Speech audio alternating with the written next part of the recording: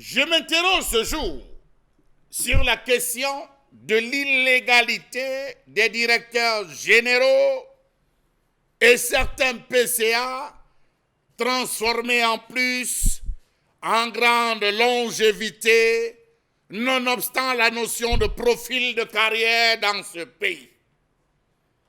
Comment comprendre qu'au Cameroun, le profil de carrière n'existe plus? On ne parle plus de profil de carrière parce que certaines personnes sont installées sur des fauteuils ad vitam aeternam. Comment comprendre cette longévité des responsables ayant largement dépassé leur mandat à la tête des institutions étatiques? Comment comprendre que le chef de l'État s'entête dans une obsession incompréhensible à violer les lois de la République? Si lui ne parvient pas à les respecter, on comprend désormais pourquoi on a des individus qui violent sans aucun stress. Comment comprendre que les personnalités de ce pays ignorent, mieux méprisent les textes en matière de gestion, j'insiste encore là-dessus, gestion de fonction? Comment comprendre que la culture de la démission n'existe pas dans ce pays? Très peu de gestionnaires de la chose publique au Cameroun envisagent de démissionner malgré l'expiration de leur mandat dans un pays où quitter son poste équivaut à un crime de lèse-majesté. Un ministre sur les antennes d'une télévision était allé jusqu'à dire « Je démissionne, que je suis fou ». Rappelons-nous qu'en mars 2019, le professeur Viviane Ondoa-Biwale avait écrit aux autorités pour leur rappeler qu'elle quitterait ses fonctions de directeur général adjoint de l'Institut supérieur de management public en juin 2019, comme le stipulait la loi. Ce rappel de ces dispositions légales n'avait pas été du goût du pouvoir. Elle avait été débarquée après ce rappel et subi tout type de pression. Le 10 juillet 2019, Jean-Pierre Kédi, directeur général de l'Agence de régulation du secteur de l'électricité, avait lui-même saisi sa hiérarchie, le ministre de l'Eau et de l'Énergie, pour signaler l'expiration de son mandat à la tête de l'institution publique. Mis sous pression, le président avait été obligé de le remplacer à la tête de cette institution publique. Alors, que représente la loi au Cameroun si des exemples ne peuvent pas servir?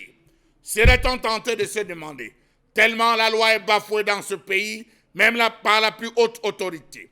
Pour citer quelques exemples, plusieurs directeurs généraux d'entreprises publiques et autres administrateurs ont déjà largement dépassé à la tête de certaines structures la durée prescrite par la loi, qui est de 3 ans renouvelable 2 fois. C'est-à-dire au terme de 9 années, vous devez dégager. À cela s'ajoute le fait que plusieurs localités soient sans députés ou sénateurs parce qu'il n'a pas été organisé des élections conformément à la loi pour remplacer ces élus du peuple décédé. Allez voir au sein du RDPC, vous comprendrez de quoi je parle. La longévité dans notre pays est à la fois une maladie et un mépris pour le peuple camerounais. Chez nous, on aime bien mettre long en fonction. À la fois, on s'en fout d'ailleurs. C'est le président qui nous a nommés, disait-il, malgré l'existence des lois. Comment comprendre que 18 directeurs généraux et directeurs généraux adjoints d'entreprises publiques, dont les mandats de 9 ans ont largement expiré, sont encore maintenus à leur poste? Peut-on protéger ces dirigeants dans les actes de gestion qu'ils prennent au moment où leur mandat est échu? Savez-vous que lorsque vous êtes arrivé à expiration de votre mandat tel que prescrit par la loi, tout ce que vous prendrez comme décision, même votre signature, ne vaudra plus rien. Mais hélas, ils continuent de signer, ils continuent de décaisser des fonds et de gérer comme bon leur semble. Ils sont partout, au Fonds national de l'emploi, à la SNH, au BUCREP, SOPECAM, SNI, FECOM, ONCC, Antique, INS, ADC, ALUCAM, ils sont partout.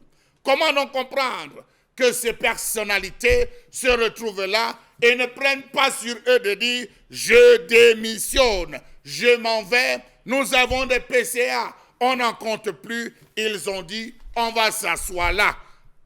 La presse s'est élevée pour décrier et dénoncer cette attitude. Eh bien, le caquet de la presse a été rabattu par la lettre du ministre secrétaire général de la présidence de la République, daté du 13 août 2019, avec pour objet mise en conformité des entreprises et établissements publics avec les lois numéro 2017-0010 et 2017-011 du 12 juillet 2017, dans laquelle il écrivait deux points, je cite, « J'ai l'honneur de vous faire connaître que le chef de l'État demande au Premier ministre, chef du gouvernement, de bien vouloir rappeler au chef de département ministériel assurant la tutelle technique des entreprises et établissements publics que le pouvoir de nomination des organes sociaux des dites structures relève de la compétence exclusive du président de la République. À cet égard, il voudra bien leur faire savoir qu'en attendant ces hautes décisions du chef de l'État, les responsables en poste devront continuer à exercer normalement leurs fonctions. Point. Fin de citation.